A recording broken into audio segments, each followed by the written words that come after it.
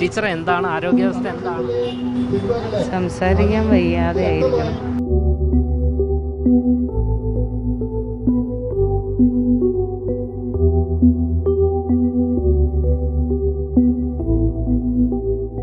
ഇവിടെ ടീച്ചറുടെ നിരാഹാര സമരം ഇന്നത്തേക്ക് 12ാം ദിവസമാവുകയാണ്. ഈ നിമിഷം വരെ ഔദ്യോഗികമായ ഒരു ചർച്ച നടത്താൻ വേണ്ടി പോലും സംസ്ഥാന സർക്കാർ മുൻകൈ എടുത്തിട്ടില്ല എന്നുള്ളതാണ് പ്രക്ഷോഭത്തിൽ പങ്കെടുക്കുന്നവർ ടീച്ചർ ഉൾപ്പെടെ ഉന്നയിക്കുന്ന പ്രധാനപ്പെട്ട വിഷയം. കോൺഗ്രസിൽ യോജിച്ച അഭിപ്രായമാണ്, അതിനൊരു ആശ്വാസമാണ്. മുഖ്യമന്ത്രിക്കും AICC സെക്രട്ടറിക്കും യോജിച്ച അഭിപ്രായമായിട്ട് പോലും ഒരു ചർച്ചയ്ക്ക് വിളിക്കാനോ പ്രശ്നം പരിഹരിക്കാനോ തയ്യാറായിട്ടില്ല. ഇത്തരമൊരു പ്രക്ഷോഭത്തിന് ദിവസം 1 മാസം കഴിഞ്ഞിട്ടും, നിരാഹാര സമരം 12 ദിവസം കഴിഞ്ഞിട്ടും ചർച്ചയ്ക്ക് വിളിക്കാൻ പോലും ഗവൺമെൻറ് തയ്യാറാകാത്തത് അടിയന്തരമായി ഇവരുമായി ചർച്ച ചെയ്യണം.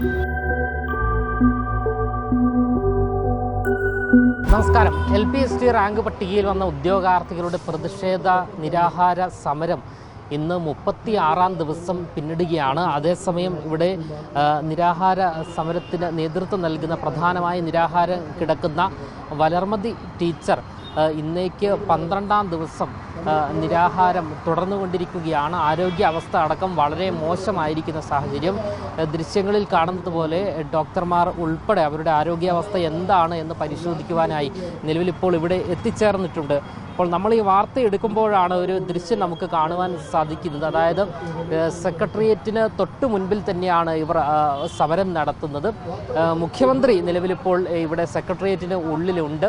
അതായത് നമുക്ക് ഈ ദൃശ്യങ്ങളിൽ കാണുവാൻ സാധിക്കും മുഖ്യമന്ത്രിയുടെ വാഹനം, നമ്പർ 1 വാഹനം അവിടെ നമുക്ക് കാണുവാൻ സാധിക്കും. അതായത് മുഖ്യമന്ത്രി ഇതുവരെയായിട്ടും ഈ ഒരു സമരം 36ാം ദിവസം പിന്നിടുന്ന വേളയിലും ഈ അദ്ദേഹത്തിൻ്റെ മൂക്കിൻ തുമ്പത്തുള്ള ഈ ഒരു സമരവേദിയിലേക്ക് എത്തുവാൻ അദ്ദേഹം തയ്യാറായിട്ടില്ല. ഇവിടെ നിന്നും ഏകദേശം 1-2 മിനിറ്റ് നടക്കാനുള്ള ദൂരം മാത്രമേ ഉള്ളൂ. അത്തരത്തിലൊരു സാഹചര്യത്തിലാണ് നമ്മുടെ സംസ്ഥാന സർക്കാർ ഇതുവരെയും ഇവരുടെ കാര്യത്തിൽ ഒരു തീരുമാനവും എടുത്തിട്ടില്ല എന്നുള്ളതാണ് യാഥാർത്ഥ്യം. 2 മാസം ഈ ഒരു വിഷയത്തെക്കുറിച്ച് പഠിക്കുവാൻ സമയം നൽകണം എന്നാണ് ഈ നിലവിലിപ്പോൾ ഉദ്യോഗാർത്ഥികളോട് ആവശ്യപ്പെട്ടിരിക്കുന്നത്. എന്തായാലും വളർമതി ടീച്ചറുടെ ആരോഗ്യാവസ്ഥ മോശമായ സാഹചര്യമാണ് എന്നാണ് നമുക്ക് മനസ്സിലാക്കാൻ സാധിക്കുന്നത്. ഇന്ന് 36ാം ദിവസം പിന്നിടുന്നു. ഇക്കഴിഞ്ഞ ദിവസം മണ്ണ് വാരിത്തിന്നും പച്ചപ്പുല്ല് വാരിത്തിന്നുമെല്ലാം തന്നെ ഇവർ പ്രതിഷേധം കടുപ്പിച്ചിരുന്നു. എങ്കിലും ഇവരുടെ ഒരു വിഷയത്തിന് പരിഹാരം കാണുവാൻ ഇതുവരെയും തയ്യാറായിട്ടില്ല എന്നുള്ളതാണ്. ടീച്ചർ എന്താണ് ആരോഗ്യാവസ്ഥ എന്താണ്? സംസാരിക്കാൻ വയ്യാതെ ആയിരിക്കണം. സംസാരിക്കേണ്ടതെന്ന് പറഞ്ഞു. സംസാരിക്കാൻ വയ്യാണ്ടായിരിക്കണം. ഇന്നലെ റഹീം, ഇന്ന് മുൻ മന്ത്രി റിയാസും വന്നിരുന്നു. എന്താണ് അവരെന്താണ് പറഞ്ഞത്? അവരിത് അടിയന്തരമായി ചർച്ചയ്ക്ക് വിളിപ്പിക്കാനുള്ള നിർദ്ദേശങ്ങൾ ഗവൺമെന്റിന് കൊടുക്കാമെന്ന് പറഞ്ഞു. അതാണ് പറഞ്ഞത്. ഓക്കെ, ഇതാണ് അവസ്ഥ. അവർക്ക് അധികം സംസാരിക്കാൻ സാധിക്കില്ല, അത്രയ്ക്ക് മോശമാണ്. കാരണം 12ാം ദിവസമാണ് ഈ ഒരു നിരാഹാര സത്യാഗ്രഹ സമരം വളർമതി ടീച്ചർ തുടർന്നുകൊണ്ടിരിക്കുന്നത്. ഇന്നലെ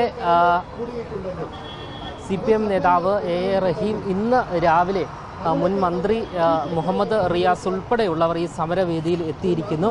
ഇത് ചർച്ചയിലൂടെ പരിഹരിക്കാനുള്ള നടപടികളെല്ലാം തന്നെ സ്വീകരിക്കും എന്നാണ് CPM നേതാക്കളും അറിയിച്ചിരിക്കുന്നത്. അതായത് ഈ ഒരു സമരത്തിന് പൂർണ്ണമായുള്ള പിന്തുണ CPM-ഉം പ്രഖ്യാപിച്ചിരിക്കുന്നു എന്നുള്ളതാണ് യാഥാർത്ഥ്യം. ഇതിന് പിന്നാലെയാണ് റഹീമും ഇന്ന് രാവിലെയോടുകൂടി മുൻ മന്ത്രി മുഹമ്മദ് റിയാസും ഈ സമരവേദിയിൽ എത്തിച്ചേർന്നിരിക്കുന്നത്.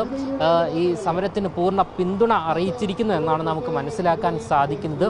1 മാസത്തിലധികമായി 36 ദിവസമായി ഇവിടെ കേരളത്തിൻ്റെ വിവിധ ഭാഗങ്ങളിലുള്ള ലിസ്റ്റിലുള്ള അധ്യാപകരുടെ പ്രക്ഷോഭം ആരംഭിച്ചിട്ടുണ്ട്. ഇവിടെ ടീച്ചറുടെ നിരാഹാര സമരം ഇന്നത്തേക്ക് 12ാം ദിവസമാവുകയാണ്. ഈ നിമിഷം വരെ ഔദ്യോഗികമായ ഒരു ചർച്ച നടത്താൻ വേണ്ടി പോലും സംസ്ഥാന സർക്കാർ മുൻകൈ എടുത്തിട്ടില്ല എന്നുള്ളതാണ് പ്രക്ഷോഭത്തിൽ പങ്കെടുക്കുന്നവർ ടീച്ചർ ഉൾപ്പെടെ ഉന്നയിക്കുന്ന പ്രധാനപ്പെട്ട വിഷയം. അത് ഒരു ജനാധിപത്യ വിരുദ്ധ സമീപനമായി കാണേണ്ടതുണ്ട്. ഇന്നത്തെ മുഖ്യമന്ത്രി നേരത്തെ മുഖ്യമന്ത്രി ആകുന്നതിന് തൊട്ട് മുമ്പ് ഇത്തരം വിഷയത്തിൽ അധികാരത്തിൽ വന്നാൽ മുഖ്യമന്ത്രി ആയാൽ 24 മണിക്കൂറിനുള്ളിൽ പ്രശ്നം പരിഹരിക്കും എന്ന ഉറപ്പ് നൽകിയത് ഇതിനോട് ചേർത്ത് നാം പറയേണ്ട ഒരു കാര്യമാണ്. 24 മണിക്കൂർ കഴിഞ്ഞപ്പോൾ 3 മാസമായി. 3 മാസത്തെ ഗവൺമെൻറ് വന്നിട്ട് പക്ഷേ ഒരു ചർച്ചയ്ക്ക് പോലും വിളിച്ചിട്ടില്ല എന്ന് പറയുന്നത് വളരെ ഗൗരവമുള്ള ഒരു പ്രശ്നമാണ്. ഇതിലാണെങ്കിൽ കോൺഗ്രസിൽ വ്യത്യസ്ത അഭിപ്രായമില്ല. മറ്റ് പല ഭരണ തടസ്സങ്ങളും പ്രശ്നങ്ങളും കോൺഗ്രസിലെ ഗ്രൂപ്പ് പോലും വ്യത്യസ്ത അഭിപ്രായങ്ങളുമാണ് ഈ 2.5 മാസമായി കേരളത്തിന് പ്രയാസം സൃഷ്ടിക്കുന്നതെങ്കിൽ ഇതിൽ AICC സെക്രട്ടറിയും ആലപ്പുഴ MP ആയ ശ്രീ KC വേണുഗോപാലും ഇവരുമായി വീഡിയോ കോളിൽ സംസാരിച്ച് പ്രശ്നം ഞങ്ങൾ വന്നാൽ തീർക്കുമെന്ന് പറഞ്ഞാണ്. അപ്പോൾ ഇതിൽ കോൺഗ്രസിൽ യോജിച്ച അഭിപ്രായമാണ്. അതിനൊരു ആശ്വാസമാണ്. മുഖ്യമന്ത്രിക്കും AICC സെക്രട്ടറിക്കും യോജിച്ച അഭിപ്രായമായിട്ട് പോലും ഒരു ചർച്ചയ്ക്ക് വിളിക്കാനോ പ്രശ്നം പരിഹരിക്കാനോ തയ്യാറായിട്ടില്ല. വിദ്യാഭ്യാസ വകുപ്പ് മന്ത്രി ഇവർ പോയി കണ്ടപ്പോൾ വിദ്യാഭ്യാസ വകുപ്പ് മന്ത്രി പറഞ്ഞത് 2 മാസത്തെ സമയം വേണമെന്നാണ്. പക്ഷേ അതിൻ്റെ ഒരു കാര്യവും നീക്കിയിട്ടില്ല. ഇവരുടെ ആരോഗ്യനില വളരെ മോശമായിക്കൊണ്ടിരിക്കുകയാണ്. ഞാനിപ്പോൾ അവരായിട്ട് സംസാരിച്ചു. വളരെ മോശമായ സ്ഥിതിയിലാണ്. സർക്കാർ 2 ദിവസം മുമ്പ് 3 ദിവസം മുമ്പ് നിർബന്ധിച്ച് ഇവരെ പോലീസിനെ വെച്ച് അറസ്റ്റ് ചെയ്യാനുള്ള നീക്കമാണ് നടത്തിയത്. അത് ഇവർ ചെറുക്കുകയായിരുന്നു. യഥാർത്ഥത്തിൽ ഒരു ഡോക്ടേഴ്സിൻ്റെ ഒരു ടീമിനെ ഒരു കൺസൾട്ടേഷൻ ഗവൺമെൻറ് തന്നെ ഇടപെട്ട് ഇവിടെ വെച്ച് നടത്തേണ്ടതുണ്ട്. അടിയന്തരമായി ഈ വിഷയത്തിൽ ചർച്ചയ്ക്ക് വിളിക്കാൻ ഗവൺമെൻറ് തയ്യാറാണ്. ഔദ്യോഗികമായി ചർച്ചയ്ക്ക് വിളിക്കാൻ തയ്യാറാണ്. നമുക്കറിയാം കേരളത്തിലെ PSC നിയമനം നമ്മുടെ രാജ്യത്തിന് മാതൃകയാണ്. രാജ്യത്ത് നടക്കുന്ന മൊത്തം പൊതു നിയമനങ്ങളിൽ 60% കേരളത്തിൽ നിന്നാണ്. 2016 മുതൽ എടുത്ത് പരിശോധിച്ചാൽ LDF ഗവൺമെൻറ്റിൻ്റെ ഭരണകാലത്ത് 3,15,000 പേരെയാണ് റെക്കോർഡ് നിയമനമാണ് നടത്തിയിട്ടുള്ളത്.